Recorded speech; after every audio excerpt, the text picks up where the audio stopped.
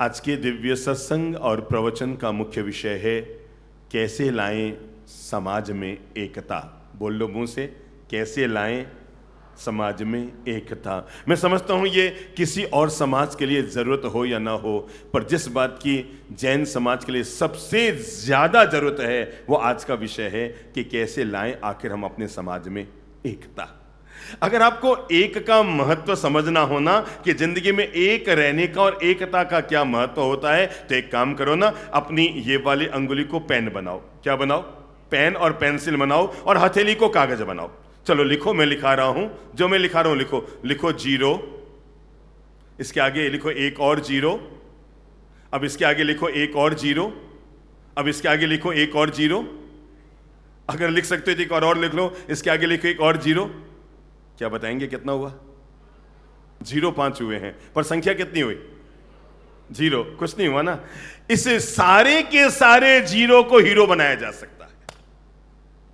ये जितने आपने 0 लिखे हैं ना, ये सारे के सारे 0 हीरो बन सकते हैं, बशर्ते केवल एक काम करना है। ये जितने आपने 0 लिखे हैं सब के सब कीमती बन जाएंगे। केवल एक काम कर लो, इसके पहले 1 लिख दो। अब अगला 0 10 बन गया, उसका अगला 0 100 बन गया, उसका अगला 0 1000 बन गया, उसका अगला 0 बोलो बोलो बोलो 10,000 बन गया, उसका अगले 0 1 लाख 10 लाख और 1 करोड़ बन गया। अगर एक है तो दुनिया के हर 0 की कीमत है, और अगर एक नहीं है तो हर 0 बर्बाद है।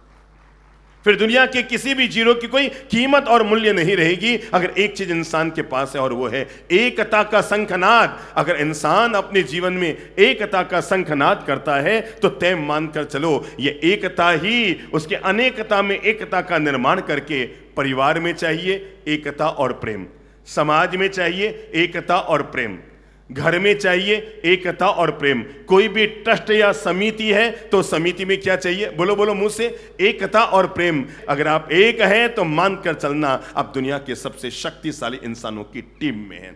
खास बात यह नहीं है कि आपकी संख्या कितनी है, समझ रहे हैं मेरी बात? खास बात यह नहीं है कि आपके पास संख्या बल कितना है, खास बात यह है कि आप जो भी हैं। पुरानी कहावत है ना, बंदी मुट्ठी लाख की और खुल गई तो खाक की। मानता हूं ये पांचों अंगुलियां अगर आपस में झगड़ा करने लग जाए, ये अंगूठा कहेगा मैं सबसे बड़ा, इसके पास वाली कहेगी अरे लोगों को घर दिखाने में मैं काम आती हूं, और अगली वाली कहेगी मैं तो देख ही लो ना सबसे बड़ी मैं ही हूं, और उसके पास वाली कहेगी मैं तो पूजा में काम आती हूं, और अगली कहेगी अरे भाई कान में खुजली भी करनी हो ना तो काम तो मैं ही आती हूं। मानता हूं कि इन पांचों का महत्व है, पर तभी महत्व है जब पांचों साथ है, और यह साथ तभी तक रह पाएगी जब इन सब में प्रेम मिठास माधुर्य से जीने की आदत पड़ जाएगी। इसलिए किसी भी समाज की अगर सबसे बड़ी कोई ताकत होती है ना, समाज की ताकत, परिवार की ताकत, घर की ताकत, वो है परस्पर रहने वाला प्रेम और एकता का भाव। अपनी बात की शुरुआत मैं एक बड़ी प्यारी सी घटना से कर रहा हूं। कहते हैं एक बुढ़िया माता जी जो घर की दूसरी मंजिल पर थी, उसने अपने बड़े वाले बेटे से कहा कि बेटा आज तुम लोग जब ऑफिस जाओ ना तो मेरे चारों बेटे मुझसे मिलकर जाना, मुझे कुछ जरूरी बात करनी है। भाई नीचे आया, नीचे आकर उसने अपने बाकी तीनों भाइयों से कहा कि माता जी ने याद किया है और तीनों भाइयों को, चारों भाइयों को ऊपर बुलाया है, ऑफिस जाने से पहले हम चारों को ऊपर चलना है।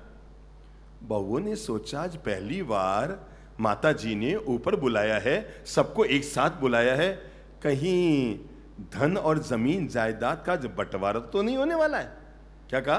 कहीं जमीन जायदाद और धन का कहीं मम्मी जी आज बंटवारा हो? तो एक साथ पहली बार ऐसा कहा है कि चारों भाई एक साथ ऊपर आओ, बात क्या है? बहुओं को लगा कि भाई हमारे पति तो भोले हैं।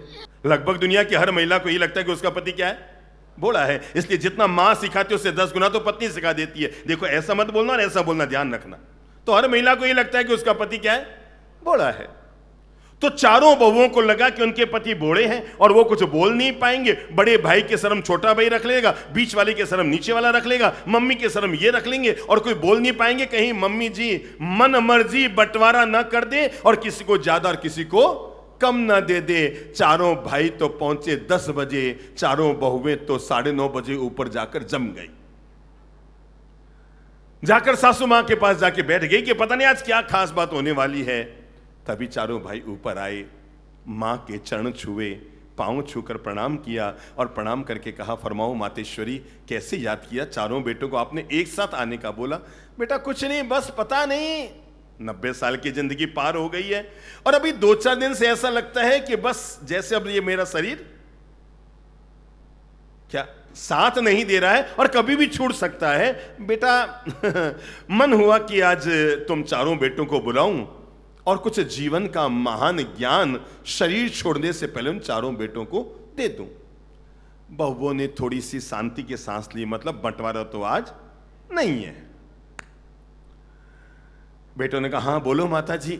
मां ने कहा, कुछ नहीं बेटा, एक काम करो ना, लकड़ी का गट्ठड़ मंगाए हुआ, एक काम करो ना। बड़े वाले बेटे से कहा, बेटा तू तो बड़ा मजबूत है, एक काम कर, लकड़ी के गट्ठड़ को तोड़ दे। वो खड़ा हुआ, उसने कहा, माता जी इतनी सारी लकड़ियां कैसे तोड़ूंगा, नहीं टूट सकती। दूसरे से कहा, उसने भी कोशिश की, नहीं तोड़ पाया। तीसरे से कहा, उसने भी कोशिश की, नहीं तोड़ पाया। चौथे से कहा, उसने भी प्रयास किया, न तोड़ पाया। उन्होंने कहा, माता जी ये लकड़ी का गट्ठड़ नहीं तोड़ा जा सकता। मां ने छोटी वाली बहू से कहा, बेटा एक काम कर, इसकी डोरी खोल दे। क्या कर, इसकी डोरी खोल दे। लकड़ियां बिखर गई। मां ने बड़े बेटे से कहा, इसको तोड़ दे। अरे बड़े बेटा तो क्या, बहुएं भी उस लकड़ी को तोड़ने में सफल हो गई। एक एक बेटे ने एक एक लकड़ी तोड़ दी। मां ने कहा, बस बेटा जाओ, मुझे आज का तुम्हें यही ज्ञान देना था। बच्चों ने कहा, मां जी हमको समझे नहीं, आपने सबको साथ में बुलाया, लकड़ी का गट्ठड़ मंगवाया, तोड़वाने की कोशिश की, डोरी खुलवाई और सारी लकड़ियां तोड़वाई, हमको समझ नहीं पाए कि आप कहना क्या चाह रहे हैं। कहा, बेटा मुझे नहीं पता मैं इस दुनिया में कितने दिन और हूं, पर इतना सा ध्यान रखना, मैंने तुम्हें यही जीवन का महाज्ञान देने के लिए बुलाया है। जब तक ये लकड़ियां साथ थी, तुम चारों मिलकर इसको नहीं तोड़ पा रहे थे, और जैसे अलग हो गई तो घर के बहुएं भी इसको तोड़ने में सफल हो गई। बेटा जीवन भर याद रखना, जब तक तुम चार भाई साथ साथ बने रहोगे ना, पूरे शहर की हिम्मत नहीं कि तुमको कमजोर कर सके, और जिस दिन तुम अलग हो गए, पड़ोसी भी तुम पर भारी पड़ जाएगा। अगर मुझे कोई पूछे कि परिवार के लिए सबसे बड़ी दौलत क्या चाहिए, तो मैं कहूंगा प्रेम और एकता परिवार की सबसे बड़ी दौलत है। समाज के लिए सबसे बड़ी दौलत क्या चाहिए? आपको एकता का मतलब समझता है? आप में से कौन कौन है जिसने इन दिनों में अंगूर खरीदे हैं? याद करो तो, अंगूर किस किस ने खरीदे हैं? और अगर खरीदे हैं तो जरा याद करो, अंगूर ठेला गाड़ी में से लेकर आते हैं, और ठेला गाड़ी में 2 तरह के अंगूर होते हैं। कुछ अंगूर होते हैं 80 रुपया किलो और कुछ अंगूर होते हैं 40 रुपया किलो। जरा माथे पे हाथ लगा के सोचो तो कि वो 80 वाले 80 के क्यों होते हैं और 40 वाले 40 के क्यों होते हैं? बुद्धि लगाओ एक बार, दिमाग में लो कि एक ही ठेला गाड़ी में अंगूर बिक रहे हैं, और कुछ अंगूर हैं जो 80 रुपया किलो के हैं और कुछ अंगूर क्या है, 40 रुपया किलो के हैं। आखिर ऐसा क्या है कि कुछ अंगूर 80 के और कुछ 40 के हैं? ये आपको पता है, ये पता है सबको कि जो गुच्छे से लगा है वो 80 रुपए किलो का होता है, और जो गुच्छे से नीचे आके गिर जाता है वो। जब सब लोगों को पता है तो आप लोग आपस में अलग क्यों हो जाते हैं, जुदा क्यों हो जाते हैं, भिड़ क्यों जाते हैं, लड़ क्यों जाते हैं? हम लोग ये एकता का मंत्र, साथ रहने की शक्ति को समझ क्यों नहीं पाते? अरे एक काम करो ना, आप में से किसी की जेब में 500 का नोट है? लेके आओ मंच पर, आ जाइए आ जाइए। अच्छा इतने सारे नोट हैं। अच्छा एक काम करते हैं, ये आपके पास ना करते 10,000 रुपये हैं, आराम से मुझे लग रहे हैं ना, ज़्यादा है, 15,000 रुपये हैं। एक काम करो ना, अच्छा सिर्फ से एक नोट निकाल लो, ठीक है ना? इस नोट को मुट्ठी में बंद करो, हाँ बंद करो पूरा। इनके मुट्ठी में क्या है, जोर से बोलो, 500 का नोट। अब एक काम करो, इस 500 के नोट को दरी के नीचे डाल दो, हाँ डाल दो, दरी के नीचे डाल दो। अब ये नोट कितने का है? 500 का। अब इसको मिट्टी में डाल देंगे तो कितने का रहेगा? 500 का। अब वापस उठाओ, इसके 20 टुकड़े कर दो। अरे रे, पता लग गया, जीवन का ज्ञान मिल गया। अगर किसी भी समाज को यह ज्ञान समझना हो तो जीवन का ज्ञान समझ लो। 500 के नोट को मुट्ठी में रखोगे तो 500 का रहेगा, गिलास में डालोगे तो 500 का रहेगा, जेब में डालोगे तो 500 का रहेगा, अरे दरी के नीचे डालोगे तो 500 का रहेगा, और मिट्टी में भी मिला दोगे तो 500 का रहेगा। पर उसके टुकड़े कर दिए तो उसका अस्तित्व खत्म हो जाएगा। समाज का भी यही अर्थ होता है।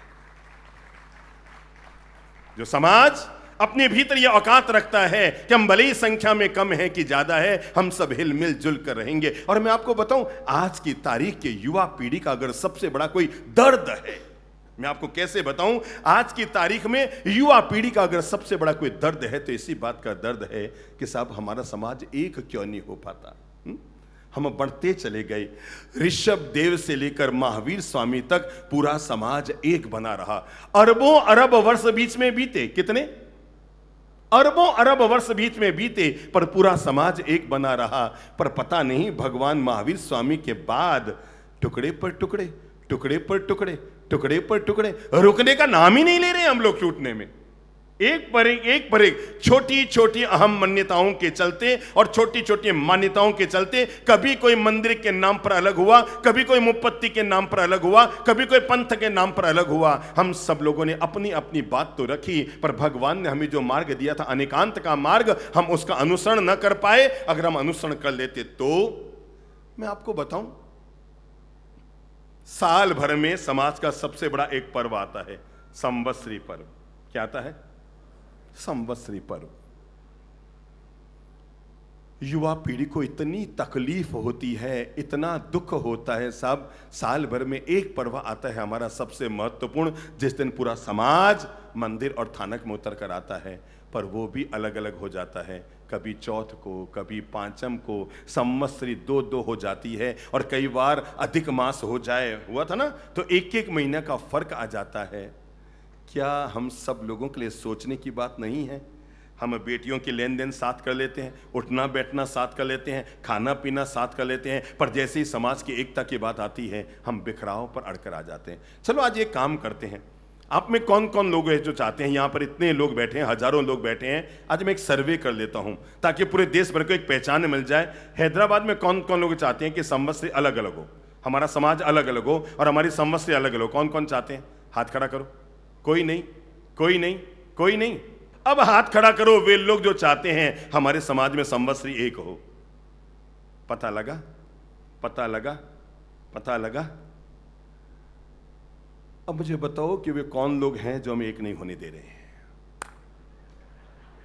खोजो, खोज खोज कर समाज में निकालो उन लोगों को अब कि वे कौन लोग हैं। जब यहां हजारों लोग बैठे हैं और एक साथ सबने हाथ खड़ा कर दिया कि हम सब चाहते हैं कि हमारा समाज एक हो, हम सब चाहते हैं कि संवत्सरी पर्व एक हो, हम सब चाहते हैं कि समाज में प्रेम और मिठास रहे, तो कौन लोग हैं? मैं आपको फिर बता दूं, केवल 2% लोग हैं पूरे समाज में। केवल कितने? अंगुली पे गिनो।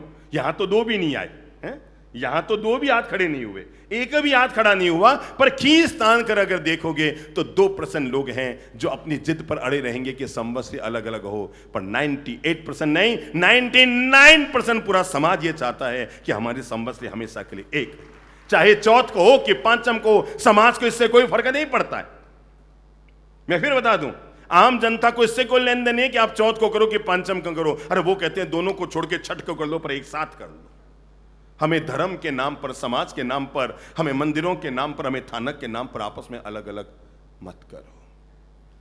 क्यों मैंने आज का यह विषय आपको दिया है कि समाज में एकता कैसे लाएं और क्यों जरूरी है। हम सब लोगों ने बचपन में पंचतंत्र की कहानियां पढ़ी है और उनमें कहानी पढ़ी होगी, कबूतर किसी शिकारी के जाल में फंस गए। हाथ खड़ा करो, किस किस को ये कहानी याद आ रही है? थोड़ी थोड़ी है, बहुत सुंदर, बहुत सुंदर। इतने लोगों को कहानी याद है और ये कहानी हम लोगों को बड़ी महान प्रेरणा दे देगी। और कहानी इतनी सी है कि कबूतर किसी शिकारी के जाल में फंस गए। सब एक दूसरे को देखने लगे कि हम कैसे इस जाल से बाहर निकलें, हम कैसे इस जाल से बाहर निकलें, हम कैसे इस जाल से बाहर निकलें। सब एक दूसरे को देखने लग गए, पर कोई समाधान न निकला।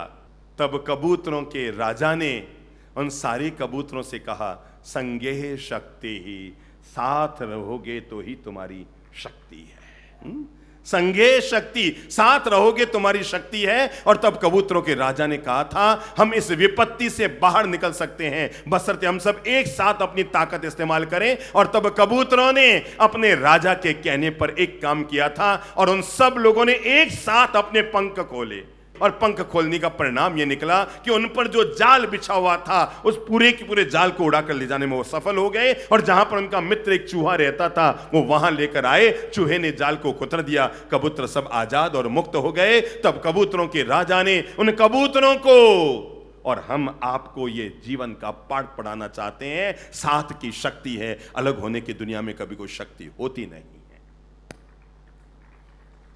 साथ की शक्ति है, साथ रहने की शक्ति है। अकेला चना भाड़ बोलो नहीं भून सकता। जब अकेला चना कुछ परिणाम नहीं दे सकता, परिवार की स्थापना क्यों हुई? आपने कभी सोचा? क्योंकि इंसान अकेला नहीं जी सकता। समाज क्यों बना, परिवार क्यों बना, धर्म क्यों बने, हमारी संस्कृतियां क्यों बनी, हमारे अलग अलग ट्रस्ट और संघ क्यों बने? इसलिए बने ताकि आदमी एकजुट होकर, एक साथ मिलकर, एक साथ कंधे से कंधा मिलाकर अपना काम सफल कर सके। आज हमारा हैदराबाद में चातुर्मास हुआ, टाउन हॉल मैदान में। हैदराबाद ने अपने इतिहास में या अपने दिनों में ऐसे दिन देखने का आनंद नहीं लिया। आपको पता है ये कैसे बन पाया? ये इसलिए बन पाया कि एक एक व्यक्ति नहीं रहा, वे एक एक व्यक्ति मिलकर संघ की शक्ति बन गए और वे सब जुड़ करके इस इतने बड़े चातुर्मास को कराने में सफल हो पाए, क्योंकि सबके सब जुड़े रहे, सबके सब पॉजिटिव रहे, सबके सब सकारात्मक रहे, सबके सब ने सोच को अपना बड़ा बनाया। लोगों ने पंथों को भूल दिया। क्या यह कम बात है कि एग्जीबिशन ग्राउंड में जो चातुर्मास समिति बनी उसमें मंदिर मार्ग की परंपरा की भी है? क्यों जी? यस। स्थानकवासी परंपरा के भी हैं? क्यों जी? यस। तेरापंथ परंपरा के भी हैं? हाथ खड़े हो गए। और दिगंबर परंपरा के हाथ खड़े हो गए। पर गौरव कीजिए इसमें जैन भी है, हमने हाथ खड़ा कर दिया। इसलिए आप सब एक हो पाए क्योंकि हमारी सोच ने हम सबको ये जवाब दिया कि अपन सब अगर एक हो जाएंगे तो एक बड़ा काम करने में सफल हो जाएंगे। मैं आज की बात इसलिए अब आगे बढ़ा रहा हूं आप लोगों को प्रेरणा देने के लिए। अगर हम कर सके तो आज से ये काम हमें करना है, और वह अपनी सोच को हमें बड़ा बनाना है, हमें उदारता लानी है, हमें इस मानसिकता को बड़ा बनाना है। मेरे भाई, अपने भारत के इतिहास को याद कर लो। कैसे आपको बताऊं? अगर समय रहते हमारे देश के सारे राजा एक हो गए होते तो न तो मुगलों के आक्रमण से देश को गुजरना पड़ता और न ही अंग्रेजों की गुलामी को देश को झेलना पड़ता। अगर समय रहते हम सब एक हो गए होते, हमने उनकी गुलामी कबूल की पर हमने एक होना कबूल नहीं किया, और यही परिणाम निकला कि हम वर्षों तक, सैकड़ों वर्षों तक गुलामी के दर्द से हम गुजरे। और मैं आपको बताऊं एकता की ताकत क्या होती है। जब हम बंटे रहे तो लोगों ने आकर हम पर राज किया, और जब हम एक हो गए तो उनको बाहर खदेड़ने में सफल हो गए। जब तक हम बटे रहे वे बाहर के चुनिंदा लोग आते रहे, गिने चुने लोग आते रहे। हमारी देश की आबादी के 2% लोग भी वो नहीं थे, लेकिन आकर उन्होंने हम पर राज किया सैकड़ों वर्षों तक। इसलिए कर पाए क्योंकि हम बटे हुए थे, हम टूटे हुए थे, हम बिखरे हुए थे, हम आपस में एक दूसरे के विरोधी बने हुए थे, हम एक दूसरे को नीचे गिरता हुआ देखकर खुश हो रहे थे। जब एक राजा हारता था तो पड़ोसी राजा खुश होता था। आज ये गया पर उसे ये नहीं पता था कि अब की बारी उसकी है, ये वो नहीं समझ पाया। जब वो पड़ोसी राजा हारता उनसे तो वो खुश होता था, ये गया, ये गया, ये गया, इसकी अक्ल ठिकाने आ गई। पर उसे ये नहीं पता था केवल ये नहीं गया। अरे दीवार की जब एक ईंट गिरती है ना तो एक नहीं गिरती, आजू बाजू वाली सब ईंटों को कमजोर करती है। वो जब गिरती है तो एक ईंट नहीं गिरती, आजू बाजू वाली सब ईंटों को वो क्या करती है? बोलो मुंह से, कमजोर करती है। इसलिए अगर हम ये पहाड़ पढ़ सके तो हम पढ़ लें, संगच्छध्वम संवदध्वम, तुम साथ साथ चलो, साथ साथ जियो, ताकि तुम शक्तिमान बनकर जी सकोगे। वो आप लोगों ने कहानी सुनी है, 2 बिल्ली और बंदर मामा वाली कहानी सुनी है? सबके काम की है। और काम किस लिए है? क्योंकि कहानी हमें सीख भी देगी और सबक भी देगी। और सबक ये कहानी हमें ये देगी कि जब 2 बिल्लियां गई, किस लिए? किसी मकान पर भूखी थी, भोजन की तलाश में गई, तो एक बिल्ली ने कहा तू ऊपर ठहर, मैं नीचे जाती हूं, देखती हूं नीचे क्या चीज है, वहां से लेकर आती हूं। तू ध्यान रखना, जैसे ही थोड़ी सी आहट हो तो तू आवाज कर देना ताकि मैं वहां से भाग जाऊंगी। एक बिल्ली ऊपर पहरे पर रही, दूसरी बिल्ली नीचे गई, नीचे जाकर देखा कि वहां पर लड्डू पड़े थे। बिल्ली ने अपने आगे के दोनों हाथों में लड्डू को उठाया और दौड़कर ऊपर आ गई और ऊपर कहा चलो चलो अपन लड्डू लेकर आ गए हैं। जंगल में आ गई, जो नीचे गई थी उसने कहा देख भाई, खतरा मैंने मोल लिया। क्या किया? खतरा मैंने मोल लिया, इसलिए लड्डू पर ज्यादा अधिकार मेरा है, 60% मेरा और 40% तुम्हारा। उसने कहा सवाल ही नहीं है, खतरा, अरे मैं अगर ऊपर न रहती तेरा ध्यान रखने के लिए, तू तो नीचे अब कभी की फंस गई होती। अगर मैं ऊपर ध्यान न रखती और तू नीचे फंस जाती, ना तो लड्डू आता ना तू जीवित आ पाती। असली तो चीज मेरी है, 60% मेरा। दोनों में आपस में बहस होने लगी, लड्डू बीच में पड़ा है, दोनों ही म्याऊं करके लड़ने लगी। इतने में बंदर मामा आया। कहानी प्रतीकात्मक बच्चों की है पर बड़ों के भी काम की है। इतने में बंदर मामा आया। क्या किया उसने आकर के? बोलो बोलो बोलो बोलो, क्या किया उसने आकर के? उसने कहा भाई क्यों लड़ रहे हो? तो बिल्लियों ने कहा हम तो लड्डू के लिए लड़ रहे हैं। किसके लिए लड़ रहे हैं? हम तो लड्डू के लिए लड़ रहे हैं। बस ये लड्डू ये कहती है ज्यादा हिस्सा मेरा क्योंकि मैं नीचे लेने गई, और मैं कहती हूं ज्यादा हिस्सा मेरा क्योंकि ऊपर मैंने सुरक्षा की। बंदर मामा ने कहा भाई इसमें लड़ने की क्या बात है, एक काम करो ना, मेरे पास तराजू है। कहानी प्रतीकात्मक है पर हम सब लोगों को जगाने के लिए है। मेरे पास तराजू है, कहो तो मैं तुम दोनों के लिए आधा आधा तोल कर इसमें दे दूं। बिल्लियों ने एक दूसरे को देखा, कहा ठीक है बिल्कुल ये न्याय है, तुम तोल दो। बंदर ने तराजू लिया, चलो अपने हाथ में तराजू ले, तो लड्डू के 2 टुकड़े किए जानबूझकर, एक छोटा और एक बड़ा। तो क्या हुआ, एक तराजू का पलड़ा भारी और एक का पलड़ा हल्का रह गया। उसने क्या किया, जिधर का पलड़ा भारी था उधर से टुकड़ा तोड़ा, मुंह में डाला, तो किधर का हल्का हो गया? इधर वाला भारी हो गया। इधर वाला, उसने कहा ये अभी भी ना, उसने इधर से तोड़ा तो इधर वाला भारी हो गया, उसने उधर से तोड़ा तो इधर वाला भारी हो गया। देखते देखते देखते देखते देखते देखते देखते देखते देखते देखते लड्डू गायब हो गया। देखते देखते लड्डू गायब हो गया। मुश्किल से 5 दाने बूंदी के इधर बचे और मुश्किल से 6-7 दाने इधर बचे। दोनों बिल्लियों ने आंखें एक दूसरे से मिलाई कि देख लो अब भी अपन एक हो जाएं तो ये 5 दाने मिल सकते हैं, नहीं तो ये 5 दाने भी अपने हाथ से अब जाने वाले हैं। और तब बिल्लियों ने उस बंदर मामा से कहा, बंदर ने कहा रुको रुको, अभी भी तोलने में गड़बड़ हो रही है। उसने कहा अब तोलना छोड़ो, क्योंकि हम समझ गए हम जब तक बिखरे रहेंगे तब तक भला दूसरे का होगा, और जिस दिन हम एक हो जाएंगे उस दिन हम अपना भला करने में समर्थ हो जाएंगे। इसलिए मैं पूरे समाज को आगाह कर रहा हूं कि हम सभी लोगों को अपने जीवन में इस बात के लिए अपनी मानसिकता को तैयार रखना चाहिए कि हम सब लोग छोटी छोटी बातों को लेकर अपना ईगो पालने की बजाय, समझ गए ना, अगर आप ट्रस्ट में हैं कभी भी ईगो मत पाला करो। ये समझ लो ये भारतीय जनता पार्टी के अध्यक्ष, उपाध्यक्ष या मंत्री या जिस किसी पद पर है, इनका कार्यकाल लंबा तभी तक चल पाएगा जब सब लोग आपस में हिलजुल जुल कर काम करेंगे। और अगर सभी लोग ईगो में आ गए, समिति में मैं बड़ा, वो सोचे मैं बड़ा, वो सोचे मैं बड़ा, मेरे भाई ये बड़ा बड़ा कहना बहुत सरल है पर बड़ा बनना बहुत मुश्किल है। एक बार दिमाग में लो तो बड़ा कैसे बनता है। पहले मूंग होता है, मूंग पानी में भिगोया जाता है, तब कहीं जाकर उसकी दाल बनती है, दाल फिर पीसी जाती है, तब वह दाल पीसी हुई बनती है, फिर उसमें मिर्च मसाले डाल करके तेल में तला जाता है, फिर हमारी प्लेट में आता है, तब कहते हैं हम ये बड़ा बना है। यूं ही कोई आदमी एक दिन में बड़ा नहीं बन जाता है। तो इसलिए जब जब हम अपने आप को बड़ा बनने की कोशिश करेंगे ना, आपको पता है इस पूरे शहर में 35 दिन से एक ही प्रश्न चल रहा है, और जब मैं कहूंगा तो आप कहेंगे हाँ बाप जी बात तो बिल्कुल सही है। 35 दिन से हर आदमी के भीतर एक ही प्रश्न चल रहा है और वो आदमी इसका समाधान नहीं पा रहा है, और ये प्रश्न चलता ही रहेगा, तभी तक हमारी जिंदगी में प्रेम मिठास घुला रहेगा। और लोगों के मन में प्रश्न ये पड़ रहा है, बाप जी आप दोनों में बड़ा कौन है? चलता है ना, किस किस के मन में आया प्रश्न? हाथ खड़ा करो। ये देखो ये देखो ये देखो, सबके मन में एक प्रश्न है, बाप जी आप दोनों में बड़ा कौन है? हम जब आपस में सोचते हैं ना कि हम दोनों में बड़ा कौन है, तो बीते से जवाब देता है हम दोनों में छोटे हैं दोनों ही। उनको लगता है मैं छोटा हूं, मुझे लगता है मैं छोटा हूं। अरे हमारी मां नहीं समझ पाई जिंदगी भर कि हम दोनों में बड़ा कौन है, क्योंकि हम एक दूसरे को आदर अदब देना जानते हैं, सम्मान लेना नहीं जानते, हम सम्मान देना जानते हैं। और जहां पर आदमी सम्मान लेने का काम शुरू करता है वहां समूह टूटता है, वहां पार्टी टूटती है, वहां समाज टूटता है, वहां गच्छ टूटता है, वहां परंपरा टूटती है, वहां धर्म टूटता है, वहां संप्रदाय टूटता है, वहां पंथ टूटता है। जहां आदमी सम्मान लेना चाहता है, जब लोग सम्मान देने का काम करेंगे ना, तो जिंदगी भर तक साथ निभाने का काम होगा। इसलिए जिंदगी में कभी भी याद रखना, सच्चा कार्यकर्ता कौन होता है। क्या कहा मैंने? सच्चा कार्यकर्ता कौन होता है? सच्चा कार्यकर्ता वो होता है जिसका कार्य तो दिखता है पर चेहरा नहीं दिखता। समझ में आई? समझ में आई? समझ में आई? जिसका, बोलो बोलो, मुंह से बोलो, मुंह से बोलो, मुंह से बोलो, ताकि भविष्य में आप भी कभी मौका पड़े तो याद रहे।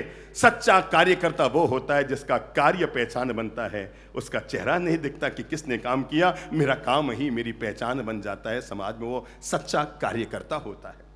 इसलिए हम समाज में अगर प्रेम और मिठास घोलना चाहते हैं, पहला काम हमें करना पड़ेगा। चलो मैं छोटे छोटे मंत्र आपको दे दूं क्योंकि हमारे पास समय कम रहेगा, और पहला मंत्र मैं आपको दे रहा हूं। समाज में प्रेम और मिठास घोलने के लिए पहला काम, अपनी सोच को हमेशा बड़ा रखो।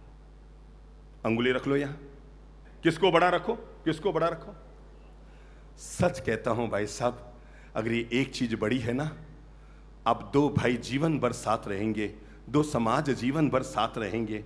मैं कैसे आपको बताऊं, एक समय था जब हमने जयपुर में दिगंबर और श्वेतांबर दोनों परंपराओं का एक साथ चातुर्मास किया था। तब हमें लोगों ने कहा था, देश भर के कई लोगों की सूचनाएं आई थी, बड़े बड़े संतों ने कहलाया था, महाराज 10 दिन भी आप निभा नहीं पाओगे। हमने कहा चिंता मत करो, 10 दिन नहीं, हम जीवन भर निभा लेंगे, बशर्ते हम अपनी सोच बड़ी रखेंगे। क्या रखेंगे हम? सोच बड़ी रखेंगे। आपको पता है इस मैदान में हजारों लोग रोज आ रहे हैं, ठीक है ना? हजारों मंदिर वाले भी आ रहे हैं, हजारों थानक वाले भी आ रहे हैं ना, हैं? सैकड़ों तेरापंथी भी आ रहे हैं, दिगंबर भी आ रहे हैं, और जैन नहीं है वो भी आ रहे हैं। आपको पता है हम सब लोग हिलमिल जुल कर क्यों चल रहे हैं? क्योंकि हमारे पास एक ताकत है कि हमारी सोच बड़ी है। क्या है? सोच बड़ी है। ये बड़ी सोच जब तक समाज में चलती रहेगी, जिंदगी में दो कमजोरी होती है, पांव में पड़ी मोच और दिमाग में आ गई छोटी सोच। अगर आपकी सोच छोटी हो गई है, नजरिया छोटा हो गया है, मानसिकता छोटी हो गई है, आपका टूटना तय है। दो भाई तब अलग नहीं होते जब मकान छोटा होता है, दो भाई तब अलग होते हैं जब मन छोटा होता है। सोच छोटी होती है। अगर भाइयों को साथ रहना है तो बड़े और छोटे मकान की जरूरत। अरे जमाना था जब हमारे यहां पर बड़े बुजुर्गों के पास 15 बाई 35 का प्लॉट होता था, है? कई लोग रहे होंगे 15 बाई 35 में, 20 बाई 40 के मकान में कई लोग रहे होंगे। 1-1 फुट के मकान में हम सब ने अपना बचपन बिताया है। और उस समय टाबर 5-5, 7-7 ये गिन गिन कर टाबर पैदा करने का रिवाज तो अब हुआ है। अनलिमिटेड प्लान चलता था, 5 बाई, 6 बाई, 7 बाई, है ना? आप में कोई है जो 6 भाई? हाथ खड़ा करो। ये इतने सारे छक्के मारे हुए उस समय लोगों ने, हैं? 7 भाई, हाथ खड़ा करो। 7 भाई बहन, ये देखो इतने सारे लोग हैं। 8 भाई बहन, क्या बात है, सगे 8 भाई बहन इतने सारे, वाह! ये इसी जमाने के लोग हैं, अगले जमाने में सब खत्म है। 9 भाई बहन, मान गए भाई साहब। 10 भाई बहन, 10। ओ भाई साहब जिन्होंने हाथ खड़े किए, सच्ची में 10 है क्या? वो 11 भाई बहन है। आप खड़े हो तो सगे 11 भाई बहन है, 1 दर्जन। तो पहले ऐसे एक टाबर थोड़ी थे, आधा दर्जन, पौन दर्जन, 1 दर्जन, ऐसे दर्जनों में टाबर पैदा होते थे। ये गिन गिन कर टाबर पैदा करने का रिवाज तो अब चला है? ये गिन गिन कर टाबर पैदा करने का। अब मैं आपको ये बता रहा हूं, पहले घर में टाबर 12 होते थे। काका, मामा, भाई, भांजा, भतीजा फ्री में आते रहते थे। कोई फोन कर करके आने की परंपरा नहीं थी, कि अतिथि बनकर आने की परंपरा नहीं थी। चलते फिरते घर में घुसते रहते थे। घर में 12-12 टाबर होते थे, पर छोटे से मकान में साथ रहते थे। पहले मकान कच्चे होते थे पर दिल सच्चे होते थे। पहले बोलो बोलो बोलो बोलो, मकान कच्चे होते थे पर दिल बहुत सच्चे होते थे। लोगों के मकान छोटे होते थे पर दिल बहुत बड़े होते थे। वो बड़े दिल के लोग छोटे मकानों में साथ रह जाते थे। अब ईन मीन गीन 3 गिन गिना के 3 लोग घर में होते हैं, एक बीबी, एक बाबा और एक उसका पति। अब किसी घर में मुश्किल से एक का और पैदा हो गया तो ठीक है, बाकी इसके अलावा घर में लोग होते नहीं। बड़े बड़े मकान होते हैं, घर में रहने वाले लोग नहीं होते हैं। मेरे भाई, तब में और अब में यही फर्क हो गया है। पहले जमाने में लोग, मकान होता था छोटा, कपड़ा होता था मोटा, खाते थे बाजरे का रोटा और कदी ने रहता था टोटम टोटा। और आज मकान हो गया मोटा, कपड़ा हो गया खावे होटल का रोटा, तो जीवन भर रहे टोटम टोटा। घर परिवार में स्वर्ग घोलने के लिए पहला काम कर लो, और वो है माथे पे हाथ रख लो। क्या है? क्या है?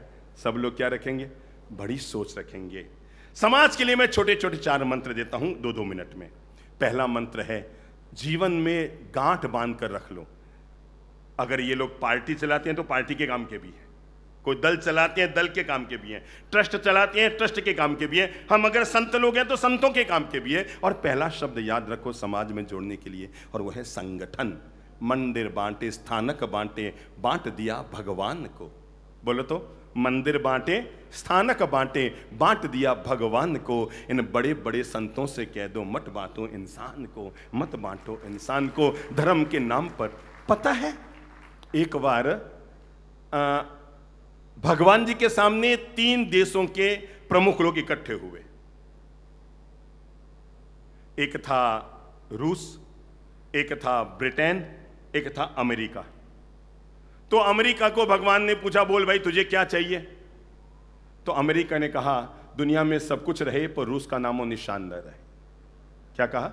दुनिया में सब कुछ रहे पर रूस का नामो निशान न रहे। रूस ने कहा सब कुछ रहे पर अमेरिका का नामो निशान न रहे। ब्रिटेन को पूछा तुझे क्या चाहिए? उसने कहा मुझे कुछ नहीं चाहिए, दो इन्होंने मांगा पूरा कर दो, हमारे लिए वही वरदान बन जाए। मैं दे रहा हूं समाज के कल्याण के 5 जीवंत मंत्र। कमर सीधी कर लो। सामाजिक कल्याण के लिए जो पहला मंत्र मैं आपको दे रहा हूं, उस शब्द को याद रखिएगा, संगठन। मुंह से बोलो, क्या चाहिए? मुंह से बोलो, संगठन। संगठन का मतलब होता है साथ साथ रहने की आदत। एक और एक अगर गणित में बोलोगे तो कितने होंगे? 2। अगर हमें गणित का फार्मूला लागू करना हो तो 1 और 1 2 होंगे। अगर हमें संगठन का फार्मूला लागू करना हो तो 1 और 1, क्या बात है, ताली बजाओ भाई खुद के लिए। गणित के फार्मूले में जाएंगे तो 1 और 1 2 होंगे, पर सामाजिक संगठन के मामले में जाएंगे तो 1 और 1 11 हो जाएंगे। पर अगर प्रेम के मामले में, आई लव यू के मामले में जाएंगे तो 1 और 1 हो जाएंगे। पर हम वही 1 और 1 को अगर हम कूटनीति में लागू करेंगे तो कुछ नहीं रहेगा, क्योंकि वो दोनों को उठा के बाहर पटक देगा। पर 1 और 1 को अगर हम राजनीति में लागू करेंगे तो क्या होगा? 2 नहीं होंगे, 11 नहीं होंगे, 1 1 के विरुद्ध खड़ा हो जाएगा और चुनाव में आगे बढ़ जाएगा। मैं कुल मिलाकर यह बताना चाहता हूं, हमारी जैसी मानसिकता होगी हम वैसा निर्णय करेंगे। पहला निर्णय लीजिए, हम अपने समाज में संगठित रहेंगे। क्या करें संगठन के लिए? संगठन के लिए पहला काम कीजिए। मैं अनुरोध करना चाहूँगा, कम से कम जैन समाज के जितने लोग हैं, कम से कम वे लोग तो अपने दिमाग में बात कर ले कि हम आपस में एक दूसरे के यहाँ आराम से आएंगे जाएंगे। अगर थानक में किसी संत का, महाराज का पधारना हुआ है, वहाँ सत्संग और प्रवचन हो रहा है, मैं मंदिर वाले और तेरापंथ समाज से कहूँगा वहाँ ज़रूर जाओ और जाकर के संतों की वाणी को सुनने का आनंद लो। अगर मंदिर में कोई महापूजन हो रहा है, परमात्मा की भक्ति हो रही है, मैं हर थानक वासियों तेरापंथ से कहूंगा आराम से मंदिर जाओ और वहां पर जाकर होने वाली परमात्मा की भक्ति का आनंद लो। और अगर आपको लगता है हमारे शहर में तेरापंथ परंपरा के बड़े संत आए हैं, दिल को बड़ा करो, थानक और मंदिर दोनों वाले जाओ और वहां पर जाकर सत्संग का आनंद लो। अगर आपको लगता है कि दिगंबर संत आए हैं, मैं कहूंगा पूरा श्वेतांबर समाज आपस में जाओ, हिलेंगे, मिलेंगे, जुलेंगे, बैठेंगे, आपस में एक दूसरे के करीब आएंगे, तभी तो हम संगठन की बातें करेंगे। नहीं तो वक्त आने पर देखो भाई, दुनिया में 2 तरह के फल होते हैं, एक होती है नारंगी, एक होता है खरबूजा। हाथ में लो तो नंबर 1 किसको लेना है? अभी मौसम किसका है? ना नारंगी का ना खरबूजे का, अभी दोनों नहीं आते ना। चलो पहले लो नारंगी, हाथ में लो। नारंगी बाहर से पूरी एक है, देखो नारंगी को एक है कि टुकड़ा है? एक है। चलो अब एक काम करो, नारंगी का छिलका उतारो, यूं यूं यूं। अब देखो नारंगी का क्या स्वरूप हो गया है, अलग अलग बाहर है, 10-8 टुकड़े नजर आ रहे हैं। अब एक काम करो, नारंगी का एक टुकड़ा निकालो, अब उसका छिलका उतारो, अब अंदर क्या नजर आ रहे हैं? एक टुकड़े में सैकड़ों टुकड़े नजर आ रहे हैं। नारंगी बाहर से दिखने में एक, पर अंदर से टूट टूट टूट टूट टूट टूट टूट। दूसरा फल लो, दूसरा फल लो, दूसरा फल लो, खरबूजा। देखो बाहर से क्या है, लकीरें दिख रही है, पक्की बात, क्या दिख रही है? लकीरें दिख रही है। पर छिलका उतार दो तो पूरा खरबूजा। क्या आप बता सकते हैं समाज को कैसा होना चाहिए? नारंगी की तरह कि खरबूजे की तरह? शाबाश इंडिया, हमारे समाज को हमेशा खरबूजे की तरह रहना चाहिए। बाहर से एक लकीर है थाना की, एक लकीर है मंदिर की, एक लकीर है तेरापंथ की, एक लकीर है दिगंबर की, एक लकीर अमुक गच्छ की, अमुक परंपरा की है। पर भाई साहब, हम सब छिलकों पर ही अलग अलग हैं। जैसे छिलका उतरेगा तो पूरा समाज एक है। और अगर आपके पास ये ताकत है तो अलग होना कोई दिक्कत नहीं है। मैं फिर बता दूं, ये अलग अलग पंथ पराएं होना कोई गलत नहीं है। अगर कोई आदमी थानक में जाकर मुंहपत्ती बांधकर सामायिक करता है, अगर कोई व्यक्ति मंदिर में जाकर मुखोश बांधकर पूजा करता है, अपनी अपनी आराधना कर रहा है। ये सब आराधना के लिए बनाए गए हैं। प्लीज इनमें बहस करके इसकी विराधना मत कीजिए। समझ गए? ये सब किसके लिए बनाए? थानक है कि मंदिर है कि भवन है कि उपाश्रय है, ये सब आराधना के लिए है। अगर हम बहस करेंगे तो हम क्या कर बैठेंगे? विराधना कर बैठेंगे। ठीक है, गुलाब के फूल की अलग खुशबू है, चमेली के फूल की अलग खुशबू है, मोगरे के फूल की अलग खुशबू है। अब इनमें आपस में तुलना क्यों करते हो कि किसकी खुशबू ज्यादा अच्छी है? भाई सब अपने अपने उपवन में बैठे हैं, अपनी अपनी खुशबू फैला रहे हैं, पर वक्त पड़ने पर अगर हम साथ आ जाते हैं। अच्छा एक बात बताओ, कुछ साल पहले संथारे का मामला उठा था ना? आप पता है हम लोग अपनी बात को पूरी करने में क्यों सफल हो पाए? क्योंकि हम लोग क्या हो गए थे? सोचो, हम एक दिन के लिए एक हुए थे तो पूरे देश में हमारी लहर चल पड़ी थी। अगर हम हमेशा के लिए एक हो जाए तो दुनिया में हम क्या कर सकते हैं? केवल एक दिन के लिए समाज एक हुआ था, सिर्फ एक दिन के लिए, तब हम ये परिणाम आ गए थे। 2500 साल तक समाज बटा है। कान खोलकर सुन लीजिए, क्या कहा मैंने? 2500 साल तक समाज ने बट बट कर खोया है। आप मेरा कहना मानकर एक काम कर लो, 2500 साल तक बंट बंट कर हमने खोया है। केवल 25 साल तक एक होकर देख लीजिए, आपको पता लग जाएगा आप दुनिया में क्या कमाल कर सकते हैं और क्या धमाल कर सकते हैं। कितने साल के लिए? 2500 साल तक बंटे हैं ना, खोया ही खोया। केवल 25 साल के लिए अगर हम एक हो जाते हैं तो हमें पता लगेगा कि हम क्या कर सकते हैं। समाज में जरूरत है संगठन की, और संगठन तभी रहेगा जब लोग बड़े नहीं रहेंगे, जब सोच बड़ी होगी। मेरी बात को ध्यान से सुनना। आपका ट्रस्ट तभी बराबर आजीवन चलेगा, आपका समाज, आपकी समिति, आपके संघ, आपकी व्यवस्थाएं तभी बराबर चलेगी जब आप बड़े नहीं होंगे, आप अपनी सोच को बड़ा करेंगे। जब संगठन में लोग बड़े होने लग जाते हैं तो संगठन टूट जाता है। जब संगठन में सोच बड़ी होती है तो संगठन जुड़ा हुआ रहता है। इसलिए खुद बड़े ना हो, किसको बड़ा करें? अगर आप देरानी जेठानी है, जीवन भर साथ रह सकते हैं। मैं सही कहता हूं, जीवन भर आप देरानी जेठानी साथ रह सकती है। दावा करता हूं दुनिया की कोई ताकत नहीं है कि देरानी जेठानी को अलग कर सके। केवल एक काम करो, मैं आपको बताऊं, इस दुनिया में लाखों लोग हैं। कैसे आपको बताऊं? करोड़ों लोग हैं जिनके घरों में रोज हमारे प्रवचन चलते हैं। यूट्यूब के माध्यम से, फेसबुक के माध्यम से, टीवी के माध्यम से, चैनल के माध्यम से लोग प्रवचन सुनते हैं। इसलिए सुनते हैं क्योंकि उनको पता है जब तक ये वाणी हमारे घर में चलती रहेगी तब तक दुनिया की कोई ताकत हमारे घर को तोड़ने का काम नहीं कर पाएगी।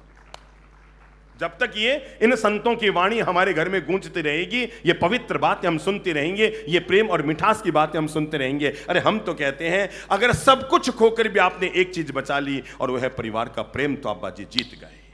और सब कुछ पाकर भी आपने प्रेम खो दिया, आप अपने घर की बाजी हार गए।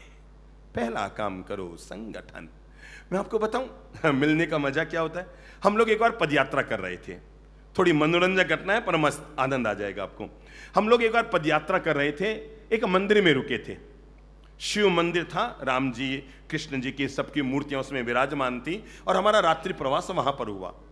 तो शाम के समय मंदिर जी में आरती करने के लिए पुजारी खड़ा हुआ, और पुजारी आरती गा रहा था। क्या आरती थी? ओम जय जगदीश हरे, भक्त जनों के संकट पल में दूर करे, ओम जय जगदीश हरे। वो पुजारी बार बार हरे हरे हरे हरे हरे हरे कर रहा था। इतने में एक विज्ञान का लड़का आया और उसने आके कहा, पुजारी क्यों तू फालतू समय बर्बाद कर रहा है? कहाँ है तेरे भगवान हरे, बता। पूरे मंदिर में एक भी भगवान हरे नहीं है। और तब उस लड़के ने गाना शुरू किया, राम है पीले कृष्ण है नीले, बोलो, राम है पीले कृष्ण है नीले, कहाँ जगदीश हरे। ये हरे भगवान तेरे कहाँ हैं? राम पीले हैं, कृष्ण नीले हैं, हरे कहाँ हैं? पुजारी को लगा यार बात तो सही है, हरा तो भगवान इसमें कोई है ही नहीं। राम जी की मूर्ति पीली थी, कृष्ण जी की मूर्ति नीली थी, हरा भगवान तो कोई मंदिर में था ही नहीं। पुजारी बेचारा चकरा गया। उसने कहा भाई मैं नहीं समझता, संयोग से हम वहीं बैठे थे, हमने पुजारी और युवक दोनों के कंधे पे हाथ रख के कहा, मैंने कहा भाई हमारी हर व्यवस्था में कहीं न कोई विज्ञान होता है। सच्चाई तो ये है, राम है पीले कृष्ण है नीले, कहाँ जगदीश हरे नीले पीले।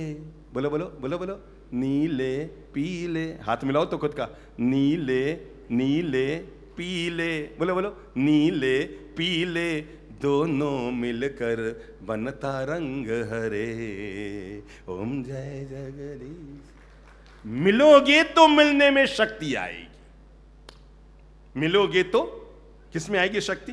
मिलने में शक्ति आएगी। और न मिलोगे तो साथ रहोगे तो शक्कर भी सस्ती पड़ेगी।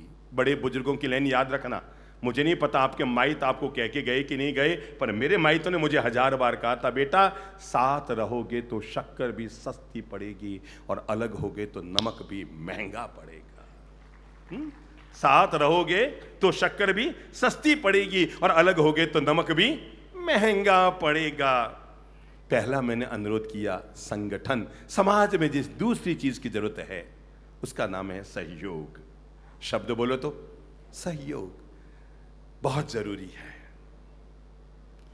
केवल आयोजनों पे खर्चे न हो, केवल जिम्मेवारियों पर खर्चे न हो, केवल मंदिरों पे खर्चे न हो, केवल अंजन सलाका प्रतिष्ठाओं पे खर्चे न हो, केवल गौतम प्रसादियों पर खर्चे न हो। खर्चे का पॉजिटिव उपयोग करना भी बेहद जरूरी है।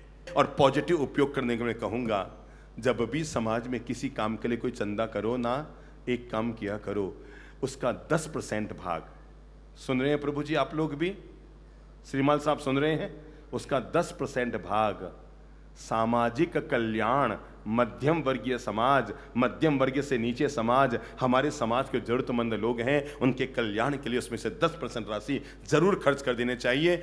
मैं सच्ची कहता हूं, अगर बाकी सबको छोड़ दो, माहेश्वरी माहेश्वरी के साथ कर ले, अग्रवाल अग्रवाल के साथ कर ले, जैनी जैनी के साथ कर ले, माली माली के साथ कर ले, ब्राह्मण ब्राह्मण के साथ कर ले, और काम ये कर ले जो अमीर परिवार है एक गरीब परिवार को गोद ले ले। समझो एक समाज है जिसमें 500 परिवार अमीर है और 250 परिवार गरीब है, क्या उन्हें जीवन भर गरीब रखना है? वो शरीर क्या काम का जिसका एक हाथ तो 400 किलो के पहलवान वाला है, सुमो पहलवान वाला है, एक हाथ तो क्या है, सुमो पहलवान वाला, और दूसरे हाथ को लकवा मारा हुआ है। बताओ वो समाज और वो शरीर क्या काम का? वो सुमो पहलवान का हाथ भी क्या काम का? अगर वो 500 परिवार उन 250 परिवारों को गोद ले ले, आजीवन समाज आपका समृद्ध हो जाएगा। समाज में ऐसी बैंकें खुलनी चाहिए। अगर आप हमारी बातों से प्रेम करते हैं, समाज में जो अमीर लोग हैं ना, एक काम किया करो, समाज में ऐसी छोटी छोटी बैंकें खोलो जो समाज के गरीब तबके के लोगों को बिना ब्याज के धन दे सके और वो आत्मनिर्भर बन सके। ये घटिया सोच मन में मत लाना कि लोग पैसे खा जाते हैं। क्या कहा? ये घटिया सोच मन में मत लाना कि लोग पैसे खा जाते हैं। अरे खाने की नीयत खराब हो तो अमीर लोग कौन से नहीं खाते हैं? तो ये मत कहना कि केवल गरीब लोग ही पैसा खा जाते हैं। अरे नीयत अगर खराब हो गई तो अमीर भी खाने में पीछे नहीं रहते हैं। और अगर आपने 100 लोगों को उधार रुपये दिए आगे बढ़ने के लिए, 10 खा गए और 90 ने लौटा दिए, तो सौदा तो सस्ता ही रहा ना सामाजिक कल्याण के लिए। तो हमने अपने समाज के कल्याण के लिए सहयोग की भूमिका, समझ गए ना सभी लोग? एक जमाना था राजस्थान में, जब कोई नया आदमी गांव में आकर बसता था ना, तो उसके लिए, सुना है आप लोगों ने, एक ईंट, एक सिक्का उसके घर पर उपहार के लिए भेजा जाता था कि हो सकता है सामने वाला गरीब हो, हमसे मांगने में उसको शर्म आए, उसके घर में एक एक ईंट और एक एक सिक्का भिजवा देते थे। ईंट से अपना मकान बना दे और सिक्के से अपनी रोजगार शुरू कर दे और तू हमारे बराबर बन जा। समाज में सहयोग की भावना हो। हमें ऐसा वातावरण बनाना होगा कि हम एक और जिनालय बनाएं, दूसरी ओर चिकित्सालय बनाएं, तीसरी ओर विद्यालय बनाएं, ताकि हम समाज का सांस्कृतिक विकास, शिक्षापरक विकास, चिकित्सापरक विकास, आध्यात्मिक विकास, सारे विकास करने में सफल हो सके।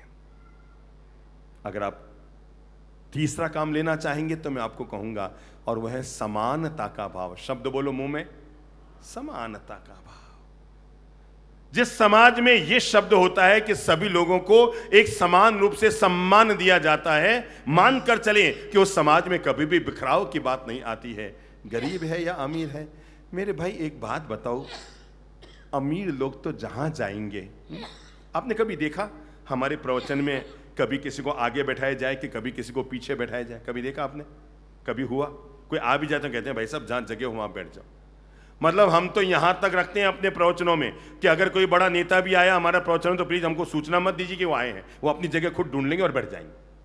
हमें चाहिए हम विवाह शादी में खर्चे में थोड़ा नियंत्रण करें ताकि गरीब आदमी अपने बच्चे की शादी बड़े आराम से कर सके। हमारा एक भक्त परिवार जिन्होंने पूज्य श्री चंद्रप्रभ जी महाराज की दिव्य वाणी से प्रभावित होकर, और उसका वीडियो पूरे विश्व ने देखा होगा, उस व्यक्ति ने अपने बेटी की शादी पर, दोनों अमीर घर, बेटी वाला भी अमीर घर, बेटे वाला भी अमीर घर, बेटी और लड़की ने आपस में तय किया कि अपन यूं करोड़ों रुपए पानी कर रहे हैं, क्या अपन एक नया काम कर सकते हैं, क्या कर सकते हैं? तो उनका एक काम करते हैं, मैं अपने पिता से बात करूं, आप अपने पिता से बात करो, क्योंकि मुझे तो अपने पिता से यही प्रेरणा मिली जो मैं आपको बता रही हूं कि अपन गरीब सधर्मी बंधुओं के लिए, मुंह से बोलो, गरीब सधर्मी बंधुओं के लिए दोनों के विवाह के उपलक्ष्य में 100 फ्लैट बनाकर गिफ्ट देते हैं। आपने ये वीडियो देखा है? किस किस ने देखा है? हैं? पता है ये बात कहां से आई थी? उस व्यक्ति के घर में हमारे प्रवचन चलते रहते थे और एक दिन चंद्रप्रभ जी महाराज का ये प्रवचन चल रहा था सामाजिक कल्याण पर। उस प्रवचन को सुनकर उनके मन में आया कि क्या हम इसी तरह ब्याह शादी में खर्चा करता रहेंगे या हमारे समाज के कल्याण के लिए? और उन्होंने तब निर्णय लिया, 100 छोटे छोटे मकान बनाए, ताला चाबी तक लगाकर, चाबी भी उस सधर्मी भाई को आजीवन उस मकान में रहने के लिए गिफ्ट दी। पर मैं आपको यह बताना चाहता हूं, अगर हम ऐसा कोई काम करते हैं ना 3 करोड़ का खर्चा करो कि 13 करोड़ का खर्चा करो, नई बात 9 दिन और खींची तानी। विजय बाबू खड़े होइए। तो एक बात बताओ, आप अपनी बेटे की शादी होगी क्या आपके? अच्छा, कि तभी आपने खर्चा किया होगा, कोई ऐसी वैसी तो की नहीं होगी, थोड़ी सी तो स्टैंडर्ड की होगी आपने। हाँ है ना? लोग कब तक याद रखेंगे? भूल गए, सब भूल गए, सब भूल गए ना। कोई नई शादी आई तब तक पुरानी वाली गई, फिर नई आई फिर पुरानी वाली गई। आप 1 नहीं 11 करोड़ का खर्चा कर देना, लोग उसको याद रखने वाले नहीं हैं। अरे लोग तो किसी की एक लुक्खी रोटी खा के याद नहीं रखते, तो ये क्या याद रखेंगे?